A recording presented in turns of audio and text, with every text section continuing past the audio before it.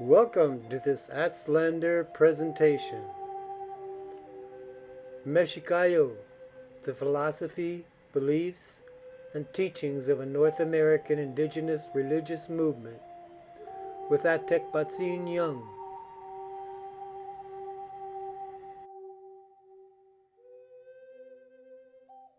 Yali, tlawel ni opatok ni istok ni ka y mawaya pa ni Yawali. Es un placer estarme aquí con ustedes esta noche. It's a pleasure to be here with all of you this evening. I recently published a book in March called Mexicayo, primarily because, my impetus to do this was because within the community there's this movement um, towards this idea, and it hasn't been codified anyplace. It hadn't been there. There are a lot of references that we can go to, and I've pulled from many of those references in the course of writing this book. But I wanted to pull them all together in such a way, because what we find sometimes is people start talking about stuff, and as they begin to talk about things, the question that always comes up for me is, what is your source? What is your source? Where does this information come from? And that's not to take away from oral traditions, because I pull heavily from oral traditions, but in this case, we're going back to some of the other stuff that's actually written.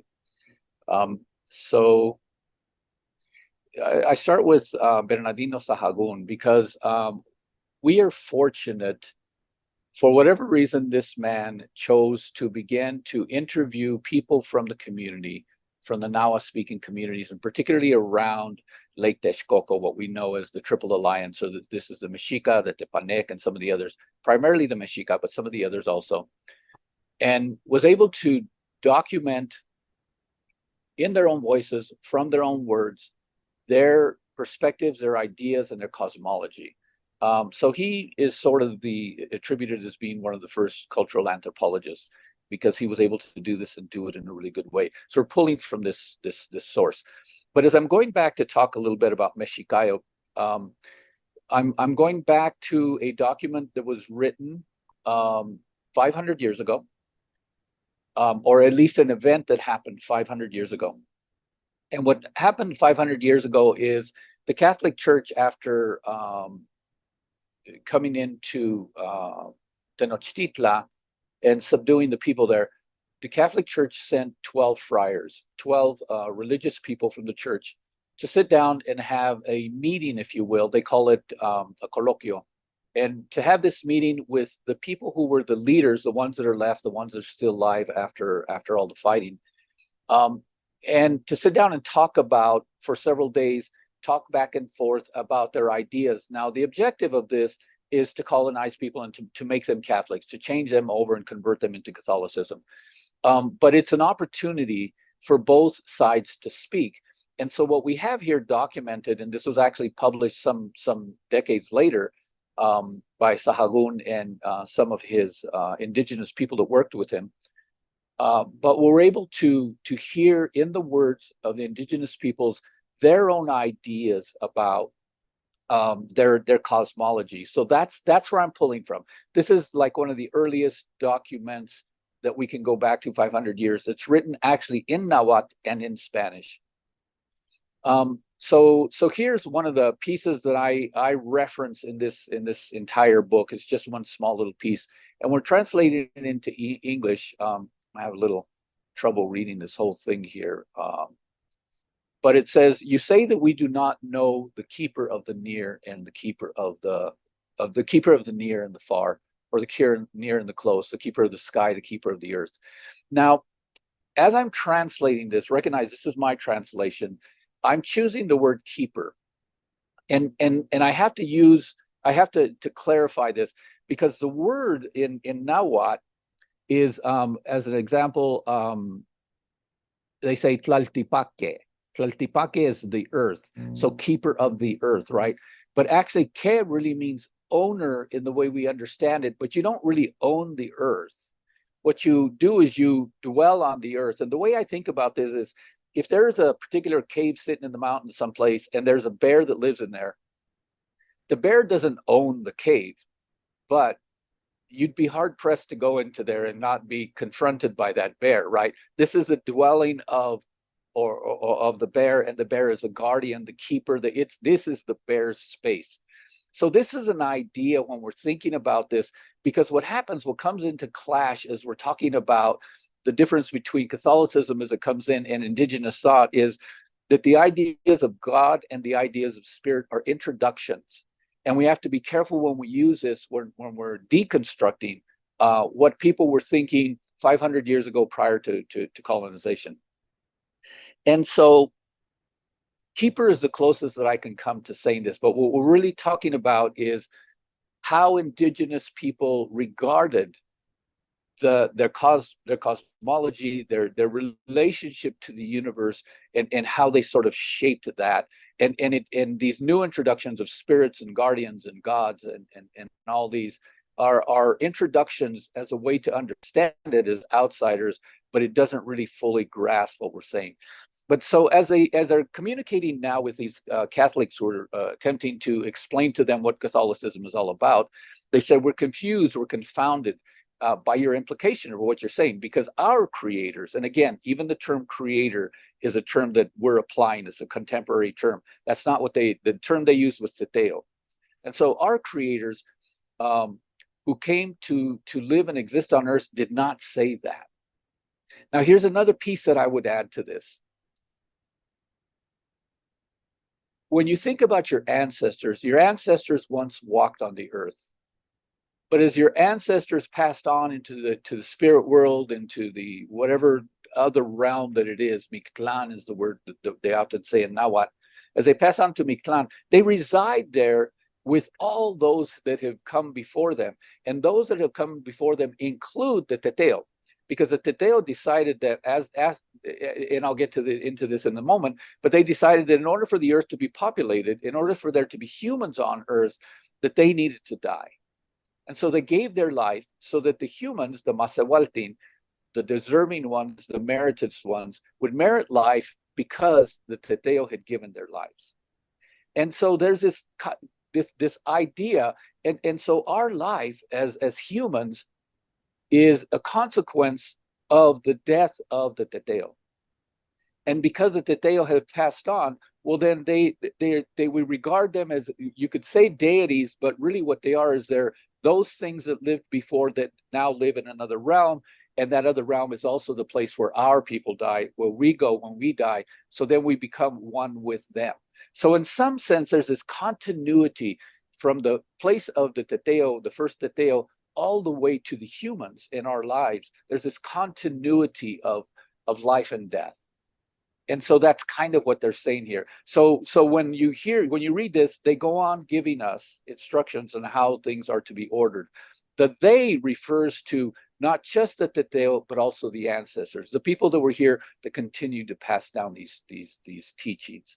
And so this is what they're saying. They say, we have a life, we have a cosmology, we have a way of belief. And you're telling us that it's not true, that it isn't correct. And this is a challenge to them. So what they're saying is there's this way in which we believed, but you're challenging that, and we're saying that ours is just as valid as yours is. And so they ask this question, and the question is, do you expect that we ourselves will undo the ancient ordering of the world? In other words, and the word ordering, I'll get to that in a moment, but it's this idea that we've been given these teachings. It's been sacred and it's been handed down to us. And there's a validity to that. And these are the teachings of the Chichimeca, of the Tolteca, of the Colhuacan, of the Tepanec. And that we're supposed to just cast all of these off and embrace this new religion that you're bringing to us. They say when we invoke and summon them, there is sprouting and maturity going on in our hearts. Sprouting and maturity. Today we would say that we would call that personal growth. When I decide to be a better person, there are things that I do and I change my life so that I can have personal growth.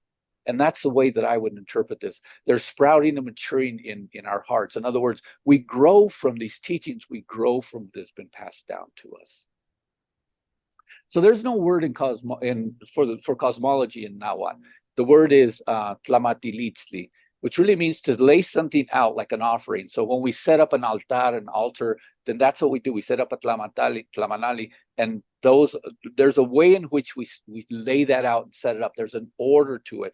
And in some of the codices, if you look at the pre-Columbian codices, they will have little lines and dots. And what they have there, what they're showing you is how you lay out the offering for that particular ceremony, right? So there's a cosmology, there's an order to the universe, an order to the way that our lives are set, and this has been passed down to us. And the term that I'm using is cosmology because we don't have other words to understand that. So contact with the people that came over from the Iberian Peninsula. There was no Spain at the time. There was the monarchy of Castile. And the monarchy of Castile needed to replenish their coffers because they had spent so much money and all these wars that have gone on with the Crusades and everything that has gone on. So they need money. And they just happened to find out that there's gold here. So this was an inspiration for them to continue their raiding and what they were doing here. But it was not good for indigenous people. It was actually a horrible, horrible introduction to it. And I talk about this because the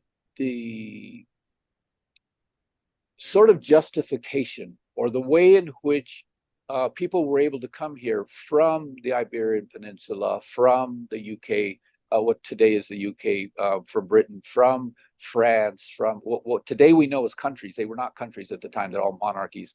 But the way they justified it here is through what we call the doctrine of discovery. Now, the doctrine of discovery is really, there are 5 primary papal bulls, and what these are like executive orders written by the Pope.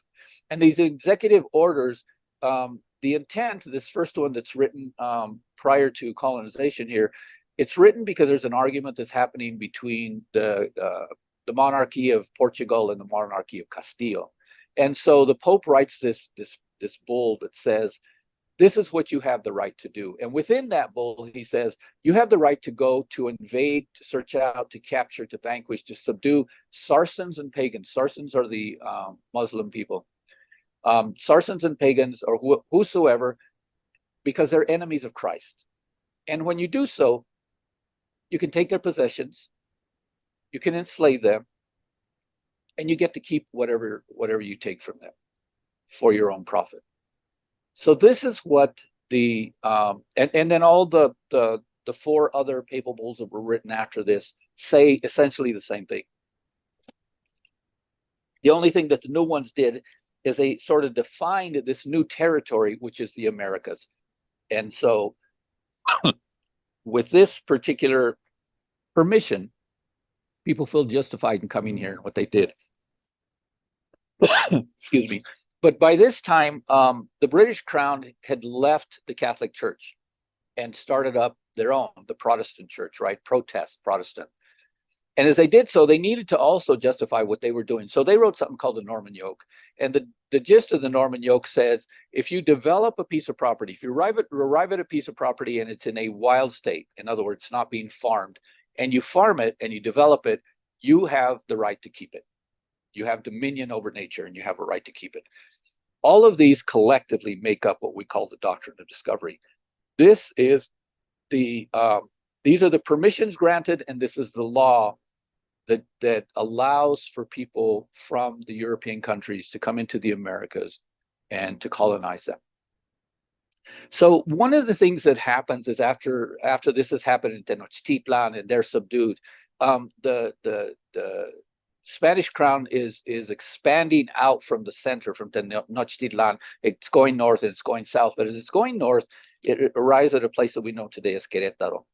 And there in Querétaro, it finds the Chichimeca people who are fighting, will not be subdued, and they're fighting for several days.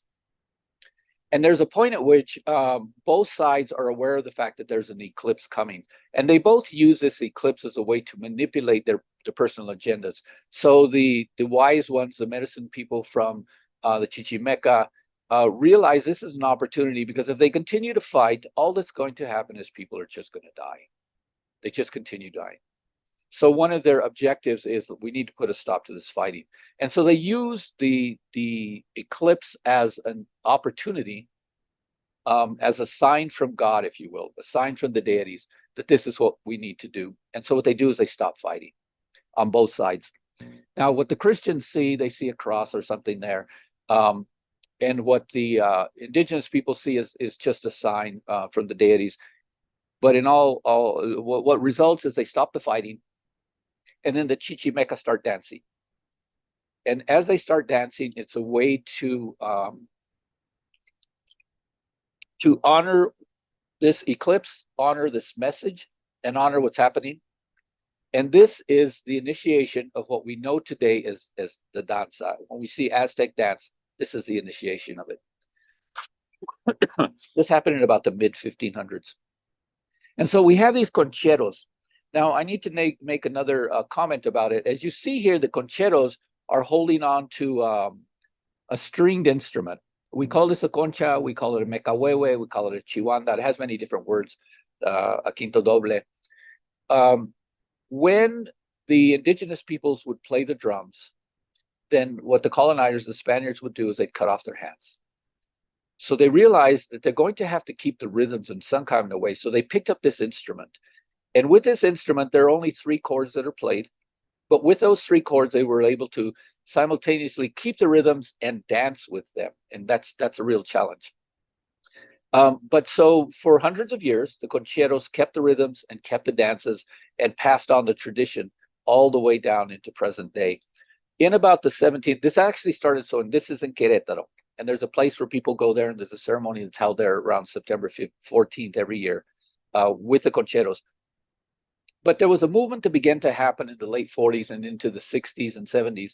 And part of this movement was a movement away from the way the concheros were dressed. As you notice, the men here are wearing what look like skirts. And the younger people said, we don't want to dress like that. So they became what were known as the encuerados. And the encuerados were the naked ones, right? Because if you see the Aztec dancers today, the men are hardly dressed, right? They have very, very small clothing. And they returned to the drums. They returned to using the drums. So this was a movement that happened. But this movement happened simultaneously to something else that was happening, and that was the Chicano movement. So in the late 60s, early 70s, we have the Chicano movement. And this is, I'm going off a little bit, but I'll come back to it.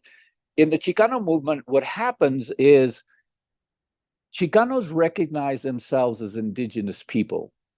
But because of, particularly in the Southwest, particularly in Colorado, New Mexico, areas of Texas, Arizona, and California, because of the slave trade that was introduced when the Southwest was colonized by the people that came up actually from Mexico City, because of the slave trade, a lot of people were pulled out of their tribal communities. And having been pulled out of their tribal communities, they know they're indigenous. They were called genizados at that point. They know they're indigenous, but they no longer have a tie to their traditional community. And their traditional communities don't really welcome them back. So we have a people that after several hundred years, we're talking from the 1600s, late 1500s, early 1600s, are already established there in Santa Fe, all the way into pretty much the turn of the century here. There was some form of slavery that continued to impact the lives of the people who are the indigenous people of the Southwest. And so as a consequence of this, they respond. And they respond with the Chicano movement, and that's the term that the indigenous people chose for themselves. We are calling ourselves Chicano, rather than Mexican, Mexican American, Spanish, Hispano, whatever these terms were. They said we are Chicano. And so what happens in the late 60s is Corky Gonzalez, who's one of the leaders of the Chicano movement, he's based out of Denver. 2 things happen. One is he writes this epic poem. This epic poem is called Yo Soy Joaquin, I am Joaquin. And within it, he writes, I am Cuauhtemoc, proud and noble leader of men, king of an empire civilized beyond the dreams of the Gachupin Cortez. So he's declaring, and he's sort of anchoring the movement, the Chicano movement, into a relationship with the people of Tenochtitlan, right? And so he's saying we are the descendants of Aztec people. We are descendants of a noble people. And this becomes sort of the the mantra and the ideas that come up from the Chicano movement. There's something else that happened in 1969 is that there was a meeting after many of the walkouts in California and other places. There was a meeting of Chicano youth, a conference that was held in Denver, and they wrote something called El Plan Espiritual de Aztlán, where they codify all this and it becomes a manifesto of the Chicano movement. But once again, with our heart in our hands and our hands in the soil, we declare ourselves as an independent mestizo nation. But what they're doing is there's a claim to this indigeneity. We as indigenous people, even though we may be mestizo, as indigenous people claim our heritage, and we claim it to the Aztec people because the local groups, the Navajo, some of the Apache, some of the Lakota, and the other groups won't recognize the Chicano as an indigenous community. So they pull back to their roots, and the roots go back to Mexico City. And so as a consequence, we have this movement toward Chicanismo, this movement towards Mexicayo. And so this is all happening simultaneously as the encuerados are doing their changes. And some of the people, there were 3 people that came up, and they came primarily to San Diego, but also to Denver and other places. And they began to share the danza with the Chicanos and in the Chicano movement. And the Chicanos took this up, and it became a huge thing all across the Southwest. And that is the danza, what we call today danza, a descendancy of the concheros and their teachings and their work. And so in San Diego, we have that. They pick it up, they carry it, they take it. It's also happening in Denver. And then what happens is, as a consequence of this movement in the Southwest, then the people in Mexico, primarily in Mexico City, also start to recognize, hey, wait a minute. These are our people. This is where we're coming from. So whereas people didn't really recognize the conchero people before, now suddenly they're going to the concheros and they're going to the encuerados, and they're asking them to teach us, and they become a part of this whole movement that starts with the concheros, and it's a movement of danza, right, that sweeps across the country. So now you'll find the danzantes all over the place. And so people return their places, particular places of obligation that you have to go to if you're a danzante, and if you're part of the tradition, and you follow a lineage of tradition that goes back to the original places, which is this church, which is in Querétaro. So around September 14th, they hold the ceremonies there. The people dance here. They don't go to the church to go inside for church services. That there are no church services held for this in particular. People have come here because it's a sacred site. So they come here and they dance, and there are thousands and thousands of dancers that show up every year. And people come here as part of the obligación, part of the obligation as a danzante, to come here where it all started from. So people come here. They also go to other places. There are at least 4 or 5 sacred places where people are required to go as danzantes and as a part of their commitment towards this movement, right? So another picture here in Querétaro. And a lot of people here, like thousands and thousands of people come here. And some of them will start blocks away, half a mile away, and they'll walk on their knees all the way up to the church. And it's, you get to see them. And so you see here in this image on the right, people walking on their knees all the way up to the church. This is a big deal. People really believe in this, and this is really a part of who they are, which is sort of this mix between Catholicism and this indigenous movement of Mexicayo. Here we see a baptism also happening there at that place where they're bringing a child into this whole movement. So for a lot of these people, their whole lives have been connected to the danza, have been connected to Mexicayo, and it becomes a lot more than that. And this continues through the generations, from the elders all the way to the young. So here we have this is a danza group that's in New York. We have a danza group, this is a group practicing Mexicayo in some of the ceremonies. This is in New Mexico, practicing Teo Netzahualitzli, which is a sacred fasting that our people do. In California, there have been two-spirit ceremonies, there have been two-spirit gatherings that have been happening there. These ones started after Standing Rock. Now, the two-spirit community has been meeting since the late 80s. But the movement in the two-spirit community was primarily around Chanupa Way. Chanupa Way is what it comes from the Lakota people. It's their teachings that have been shared across the country. but we start to see more and more Mexica people, and I'll explain that here in a moment. More and more Mexica people participating and recognizing their two-spiritedness, the fact that their queerness, and that they're indigenous, and what they're moving towards is Mexicayotl. So this particular ceremony in California is a Mexicayotl ceremony. It's not a Chanupa Way ceremony, and the people that are there, primarily from the California area, but from across the country, go there to participate in these dances that happen there. Here's an example of people participating at Chimney Rock here in Colorado, old sacred sites. Now, one of the things I need to say is that the people of the pueblos that go all the way back to Chaco Canyon were Nahua speakers, right? People say Uto Azteca, but they were Nahua speakers. They referred to it as referred to themselves as Tewa people. So they were Tewa speakers, but that is a dialect of Nahuatl. And then here, once again, in Mexico, as people continue to do this, the encuerados, the people more naked than the original ones. So we have these teachings, and we refer back to things like the codice, the Florentine codice. We refer back to some of the writings from the early people that were documenting, and they're not always writing. They're not documenting in the 1500s indigenous thought because they're trying to save indigenous thought. They're writing, they're documenting it because they want to say, when people are doing this, then they're following the devil, so we need to convert them to Catholicism. That's the movement. But the fact that they wrote it down, we have something to reference. And a lot of times it's written in Nahuatl, and we can reinterpret and retranslate that into today's thinking. So what are the tenets then of Mexicayo? And who are the Mexica people?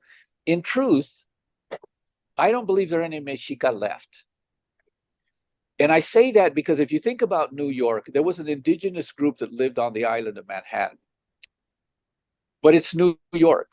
And the original people, if you tried to go back 200 years to the original people that were on Manhattan, you're not going to find them. It's not that they're not there. There may be descendants. But it's such a big city, and so many people have come into New York that the population has changed and continues to change. Well, Mexico City has been much the same. As Tenochtitlan, it was also much the same. It was always a mix of lots of people, and the Mexica were only one group there. And so if we expect that today in these 20 plus million people that live in Mexico City, that we're going to find a person that's actually a descendant of the original Mexica from there, we're probably going to have a hard time doing that. So what we're really talking about is people embracing an ideology. I say religion. People will argue with me and they'll say it's a way of life. But at the end of the day, it follows all the tenets of a religion. It has its particular beliefs. It has its practices. It fits into that place of religion. And as it continues to grow, it'll probably become more of a religion. But so you have people who are claiming that, and as they claim that, they call themselves Mexica. And Mexica means two things in that instance. One is that we are claiming ourselves as indigenous people, but the flip side of that is we're also claiming ourselves as belonging to a particular belief system. And this belief system is what we call Mexicayo today. Mexicanidad, they say sometimes in Spanish. And the teaching from Quetzalcoatl says, there is only one universe. We call it Omeyoca, the place of duality. It demands nothing but serpents and butterflies that should be offered, that should be sacrificed. In other words, there's no need for human sacrifice. And the man who walked the earth, who was Quetzalcoatl, not the deity, but the man, was found very distasteful the whole idea of human sacrifice. Human sacrifice has gone on around the world in different places, and some people have embraced it. But Quetzalcoatl was saying, no, we don't need to do this. If you're going to sacrifice something, serpents and butterflies. But in a sense, this is also a metaphor. The serpent is your body and the butterfly is your spirit, if you will. And so what do you give up when you die? Your body, your body and your spirit. So that's the only sacrifice you need to make. And then, so within this is this idea of Teotl, which is the energy of the universe, the essence of the universe. And some people will say that's God, and that's how the Christians translated, the Catholics translated Teotl as God. But it's not God. Teotl means something sacred. But it's a universe that's in flux, and the essence of it is Deot, this universal energy that exists in everything. And this energy has a duality to it. In this case, on the right, we have Ehekat, which means wind, which is breath, which is life. And on the left side, we have Mictlantecuhtli, in this case, which is death. And so we have life and death, and it's a duality of life and death. And that's different from the idea of, as an example, extinction. Extinction is no longer being, it's no longer existing. But life and death are consistent with the idea of existence, right? So that's this duality. And that within this duality, everything in the universe has a sense of duality. If you think about the magnetic poles of the north and the south of a magnet or of the earth, it was defined in traditional terms as the masculine and the feminine, just as a way to set those polarities, right? There's the extremes, light and dark, hot and cold, those are the extremes. But there's something that we call netlamach qui tonoloya, the tlamach qui tonoloya. And what that means is that things move towards the center looking for a place of balance. Tlamach is without conflict. So things move towards the center where there is the least conflict. So on the extremes, we have very hot or very cold, but in the center, we have something that's warm. And the warmness, like in science, you would call this entropy. So if you have a really hot cup of water, it's going to cool off, and it will cool off to room temperature. If you have something frozen, it will melt and melt to room temperature. That's this notion of entropy. That's this notion of moving towards the center place of the milieu, right? And so for us humans here on Earth, that's a particular milieu, that's a particular temperature. But on Venus or on Pluto, those are entirely different milieus. What's normal there and what's the center place there would be very different. And it's like that throughout the universe. Things move to the place of the center for a place of harmony, to exist in harmony rather than in the extremes. So that's what we're looking at, and that's an indigenous idea. And then embedded with this idea is also the idea that we're living in the fifth world, that there were 4 previous worlds that existed before us, each one embedded in one of the 4 elements, earth, wind, fire, or water. But that didn't work. And what we find in the fifth world is this idea that when we give a little bit of time, a quarter of time to each of those elements throughout the day, throughout the seasons, throughout the years, throughout the ways in which we count, that if we assign a little bit of time to each of these elements, then we maintain a balance. And that's this idea of what that comes out of these creation stories. And so what it gives us is a tetratic cosmology, a cosmology broken out into 4 quadrants. And there are a lot of things that we assign to each of these quadrants. These are some of the things that we have here that I've noted in this particular medicine wheel. And then also as an attribute to this are the 4 animators. I refer to them as the 4 animators. Now, one of them, Nawali, people don't always understand. I also say Itlanekia instead of Nawali. But that is the will to be, the will to exist, the will to survive. And that is embedded in everything that exists. Every planet, every star, every plant, every animal, everything has a desire to be. And that is the Nawali. That is one of them. And in order for it to be, it has to have sustenance. It has to have matter. And that's the Nawali. That's the earth, what we think of as the earth in simple terms. And then there's Teolia, which is the water that moves through our body, and it moves through our body through the action of our heart. There's Tonali, which is the heat of our body. Our body must generate heat. If it doesn't have heat, we will die. And for things like plants that don't necessarily have heat, they need heat, and they subtract that heat from the sun. And then we have Ihiot, which is breath. And without breath, we also don't have life. And these are attributes, these four animators. They're not spirits, they're animators. They give life to anything that exists and that is alive. So to finish this off, what we're saying in all this, and again, the teachings of Quetzalcoatl, the man who walked the earth, says there are only three things that really belong to man: love and pain. Through one, everything is united. Through the other, everything is separated. and that it creates this rhythm, this movement that we do, like in danza, we do with the ceremonies. And that with one, everything is brought, and with the others, everything is paid. But that there's a third thing also that we have that is knowledge. The problem with knowledge is it makes us arrogant. And that arrogance takes us off in other places and takes away from the humility that is so intricate to who we are as indigenous people. So if you're interested in the book, you can find it at amagicfeather.com. I'll send those out to you. But this is the gist of what I wanted to say about Mexicayotl. This is just a brief summary of the entire book, bringing together some of the key elements in the book, and there's a lot more detail in all the chapters that are in the book. So yeah, thank you. I appreciate the opportunity to be able to share some of this with you this evening.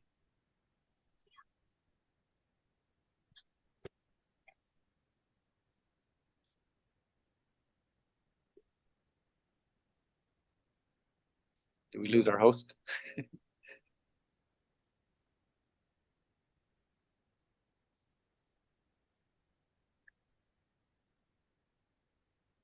There, Is it question time? Yes, yes, it is. Talking to me? Mm-mm. Oh, okay. Okay, there's our host. Now he's back. You ended a few minutes earlier. Oh, okay. Well, I summarized everything, and I wanted to leave opportunity for people to ask questions. So, Yeah, and we have a few questions here. okay. Laura Gonzalez, she sees a similarity with the Israeli occupation and genocide in Palestine. And can you speak on the importance of having diverse voices to speak on of our histories for our future generations to not repeat these histories? Can you speak on the importance of indigenous solidarity for both indigenous and Palestinian liberation? In which ways do you see that? How we as indigenous people can show up to stand in solidarity with the Palestinian indigenous people? So one of the teachings that's in the book, and you saw that with the center of the Aztec calendar was there, when the Teteo created the previous worlds, one world was dominated by fire, that one was destroyed, and they tried it again, and it was water. And in each instance, what we found is that when one particular element dominated, it created an imbalance. And so the teaching that we have here from the ancestors is that there needs to be a balance, a fair balance between the four elements, but not just between the four elements, between all the things that live upon the earth. There needs to be a balance, a harmony in terms of our relationship to one another as people, our relationship to the earth, and our relationship to all the other things that exist upon the earth, our relationship to the air that we breathe, our relationship to the water that we drink. When we try to dominate, it creates an imbalance. And unfortunately, what happens as a consequence of those imbalances is that it usually results in violence. And violence in the universe, but also violence amongst ourselves. And that kind of violence just is self-perpetuating. And there's no benefit to it. So at some point, we have to put aside. One of the incredible things that the Mexica people did in particular is, I guess they learned over time, when they would go out and assert their dominance over one of the other communities, all they were asking for was tribute. They didn't impose upon them different religious beliefs. So if one group prayed to Camastli and another group prayed to Xiteocli, it didn't matter. You pray to whoever you want. You believe who you keep and you hold on to your cosmology. All we need you to do is pay us tribute. You know, you're specialists at doing this. We do that. So what you do is just bring people into the fold in their uniqueness and in their differences, and you celebrate all of that and find a way for that to be together. And we haven't found a way to do that yet. So that's why we're seeing so much violence. What's happening in Ukraine, what's happening in Gaza, what's happening in Africa and in different places around the world. And so it is important that we take into account how these relationships are not harmonious relationships, and destructive relationships that result in genocide. We have an experience of that as indigenous people, but we continue to see that play itself out throughout the world. So yeah, we have the teachings. We've been spoken to in terms of how we can address this, but it's up to us to be able to actually do that work. Yeah. Thank you for that question. Yes, and Falia asks, in what ways does referring to the Mexicayo path as a religion and also continuing to practice, uphold the Catholic religion through ways of the concheros keep us as indigenous people trapped under colonial structures, with the knowing that religion, and particularly Christianity, has been and continues to be weaponized against indigenous communities, especially with the knowing that indigenous traditions and cosmology have been practiced on this continent long before Abrahamic religions emerged and have been used to justify the invasion of this continent. So I spoke to the doctrine of discovery. So there's a premise under which the people that arrived here and colonized the Americas, there's a premise under which they were operating. It's a false premise. Anytime that your belief system or your churches or your government asserts that you have a right to go into someone else's territory and invade and enslave and kill and commit genocide, I think all of us can concur that that's not okay, and it will never be okay.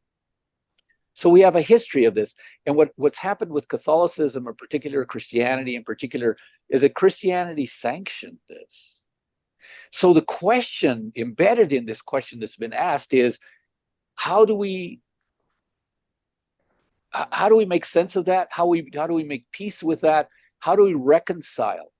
On the one hand, the concheros were very Christian and have held on to these belief systems through the Christian church, through the Catholic Church for hundreds of years. And then the thought of the younger Mexicayo practitioners who are saying, we don't want to have anything to do with Christianity or these particular practices. And so it's a struggle. I don't propose to have an answer here. Had it not been for the fact that concheros hid these ceremonies, these are indigenous ceremonies. The danzas, the velaciones, the things that are part and parcel of, and the temescales and the medicines that are part and parcel of what is Mexicayo, they were hidden through the church. Now, someplace along the way, some of the people got lost and they just became good Catholics, right? And so they've forgotten that what they're doing really is an indigenous movement, an indigenous belief system, an indigenous cosmology, because they're simultaneously practicing Catholicism.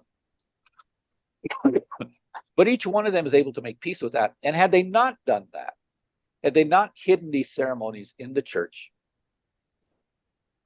then we wouldn't have them today to refer to, right?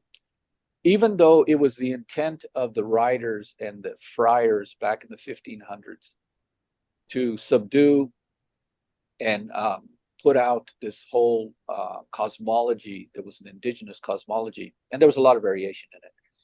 But had they not been willing to do that and documenting it by writing about these are the things that they're believing, we wouldn't have these documents to refer back to.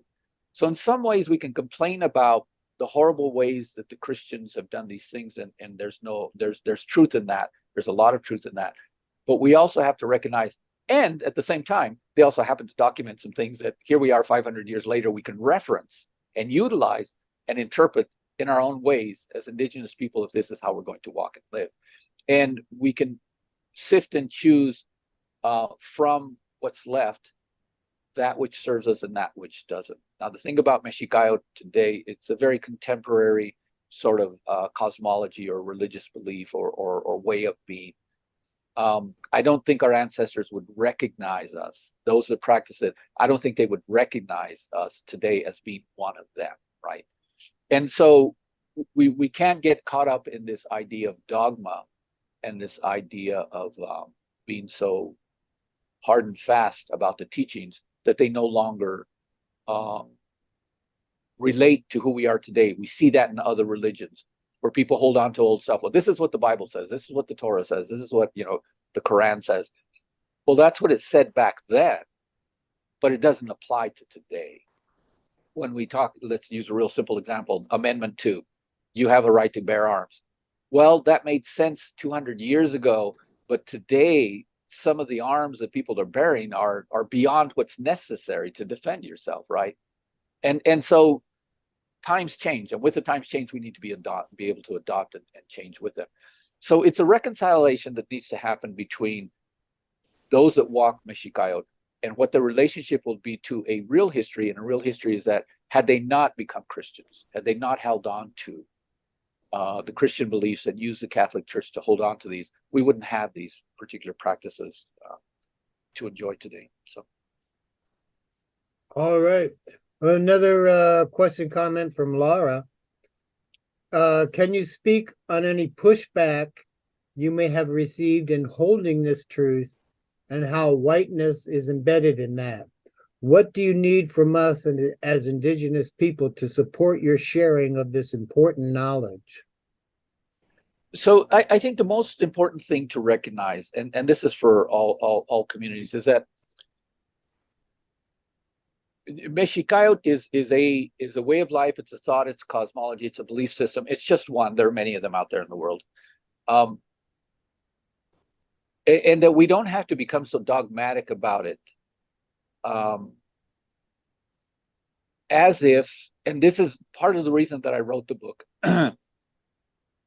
because people hold on to these ideas and then they use the ideas to justify some of the violence or some of the disharmony or some of the harm that they do to other people within the same community and then with other communities.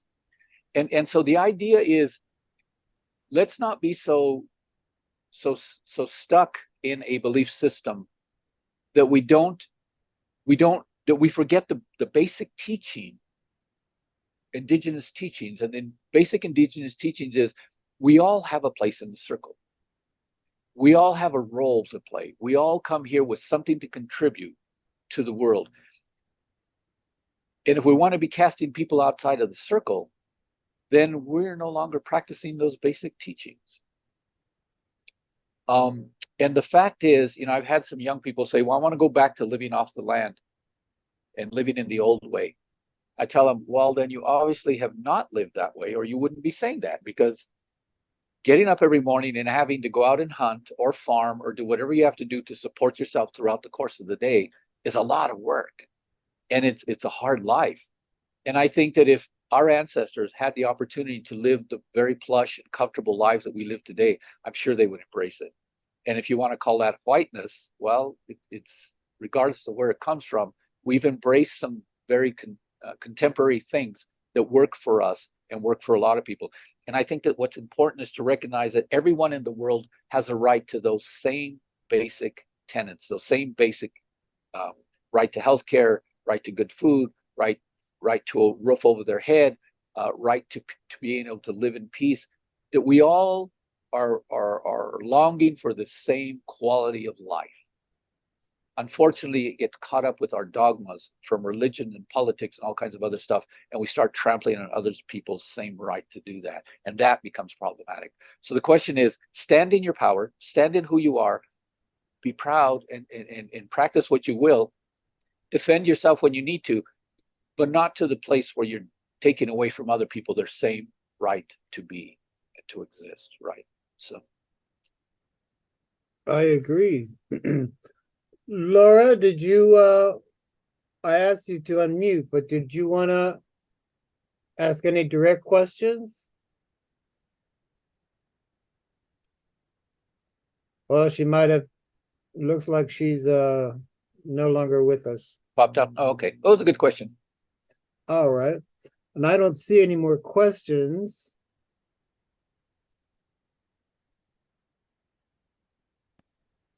All right.